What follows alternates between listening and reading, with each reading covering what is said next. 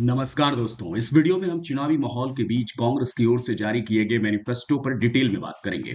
Manifesto पर बात इसलिए जरूरी लग रही है क्योंकि इस बार कांग्रेस का मैनिफेस्टो कुछ अलग दिख रहा है, जिसमें जातिगत जनगणना, सामाजिक न्याय, विकास और नौकरियों के साथ-साथ कई ऐसे पॉइंट भी हैं, जिसे देखकर लग रहा है जैसे कांग्रेस पार्टी ने कुछ ऐसे मुद्दों पर बीजेपी से मुकाबले की कोशिश की है, जिन पर बीजेपी का स्ट्रांग होल्ड माना जाता है। जैसे जम्मू कश्मीर को पूर्ण राज्य का दर्जा, सेना में भर्ती की बात, पाकिस्तान और चीन से रिश्ते की बात, और सबसे दिलचस्प कि इस बार कांग्रेस के मैनिफेस्टो में ईडी जैसी एजेंसियों को ताकतवर बनाने वाले कानून का भी जिक्र है और उन नेताओं का भी जिक्र है जिनके दामन पर करप्शन के दाग लगे, लेकिन वो बीजेपी में चले गए तो सारे दाग धुल गए।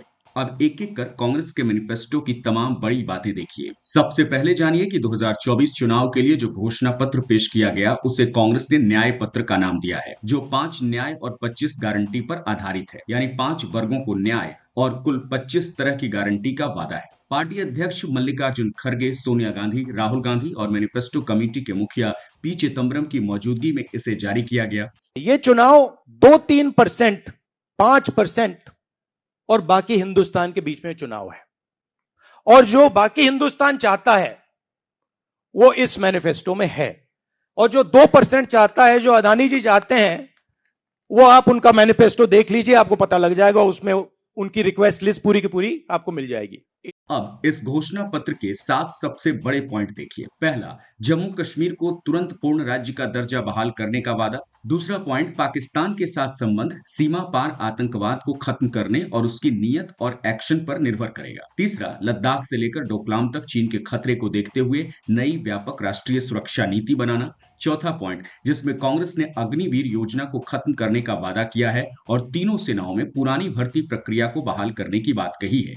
पांचवा, चुनावी बॉन्ड, पीएम केयर फंड, नोटबंदी, राफेल डील और पेगासस केस की फिर से जांच कराने की बात है। छठा, जांच एजेंसियां खासकर ईडी का दुरुपयोग रोकने के लिए पीएमएलए कानून में बदलाव का ऐलान भी किया गया है। और सातवां, जो सबसे मजेदार भी है, जिसमें उन नेताओं की जांच कराए जाने का जिक्र है जिन पर भ्रष्टाचार के आरोप थे, लेकिन जब वो बीजेपी में शामिल हो गए तो उनके खिलाफ कोई एक्शन नहीं हुआ या जांच की फाइलें बंद कर दी गई।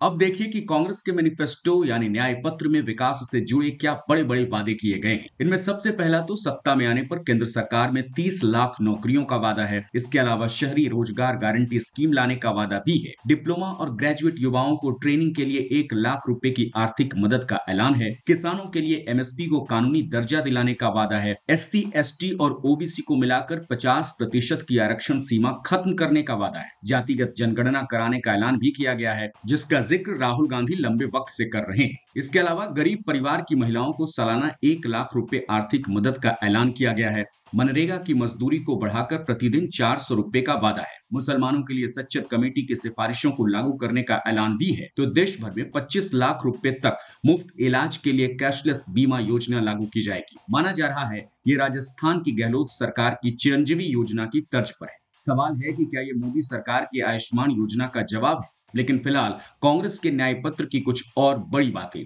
पार्टी के मुताबिक उसके घोषणा पत्र का आधार 5 न्याय है। पहला है हिस्सेदारी न्याय, जिसके तहत जातिगत जनगणना कराने और आरक्षण की 50% के लिमिट को खत्म करने का वादा है। दूसरा है किसान न्याय, इसमें न्यूनतम समर्थन मूल्य यानी एमएसपी को कानूनी दर्जा दिलाने, कर्ज माफी आयोग के गठन और खेती को जीएसटी मुक्त करने का वादा शामिल है। तीसरा है नारी न्याय, जिसमें महालक्ष्मी गारंटी के तहत गरीब परिवारों की बुजुर्ग महिला को हर साल 1-1 लाख रुपए देने का वादा किया गया है। चौथा है श्रमिक न्याय, जिसके तहत मनरेगा में न्यूनतम मजदूरी 400 रुपए प्रतिदिन पक्का करने का वादा है। और पांचवा है युवा न्याय, जिसके तहत 30 लाख सरकारी नौकरियां देने और युवाओं को ट्रेनिंग प्रोग्राम के लिए 1 लाख रुपए की मदद का वादा शामिल है। तो इस तरह कांग्रेस ने इन 5 न्याय के तहत कुल 25 तरह की गारंटी का खाका पेश किया है, जिसमें से कुछ पॉइंट्स पर राजनीतिक बवाल मचना भी तय माना जा रहा है। जैसे जातिगत जनगणना कराने या आरक्षण की सीमा को 50% से बढ़ाने का जो ऐलान है, इससे सामान्य वर्ग और उनकी राजनीति करने वाली पार्टियां भड़क सकती हैं। लेकिन कांग्रेस इन्हीं वादों के आधार पर एक बड़े वोट बैंक को साधने का प्लान बना रही है। मैनिफेस्टो जारी होने से पहले ही पार्टी ने घर घर गारंटी कैंपेन की शुरुआत भी कर दी है, जिसके तहत कांग्रेस कार्यकर्ता कुछ हफ्तों तक पूरे देश में करीब 8 करोड़ परिवारों को गारंटी कार्ड बांटेंगे, जिन्हें 14 अलग अलग भाषाओं में छापा गया है। हर गारंटी कार्ड में मल्लिकार्जुन खड़गे और राहुल गांधी की तस्वीर के साथ कांग्रेस के 5 न्याय और 25 गारंटी की पूरी जानकारी दी गई है। Mr. Modi's guarantees are only in order to ensure that he is guaranteed a third term job. Where is the guarantee? What happened to the guarantee of 2 crore jobs? What happened to the guarantee of 15 lakhs in the account of every Indian? What happened to the guarantee of doubling farmers' income? What happened to the guarantee of raising India's GDP to 5 trillion?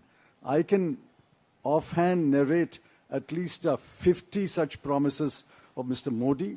Mr. Modi's promises are empty promises. Our 25 guarantees are concrete guarantees. तो दोस्तों, इस video में इतना ही। चुनावी माहौल में जल्द ही राजनीतिक मुद्दों से जुड़े किसी दूसरे वीडियो के साथ मिलेंगे, लेकिन उससे पहले आप इस वीडियो पर लाइक और कमेंट जरूर कर दें। और गुजारिश है कि अगर आपने इस चैनल को सब्सक्राइब नहीं किया है तो सब्सक्राइब भी कर लें, ताकि मुझे ऐसे रिसर्च बेस्ड क्वालिटी कंटेंट बनाने का हौसला मिलता रहे। वीडियो में आखिर तक बने रहने के लिए आपका बहुत बहुत धन्यवाद।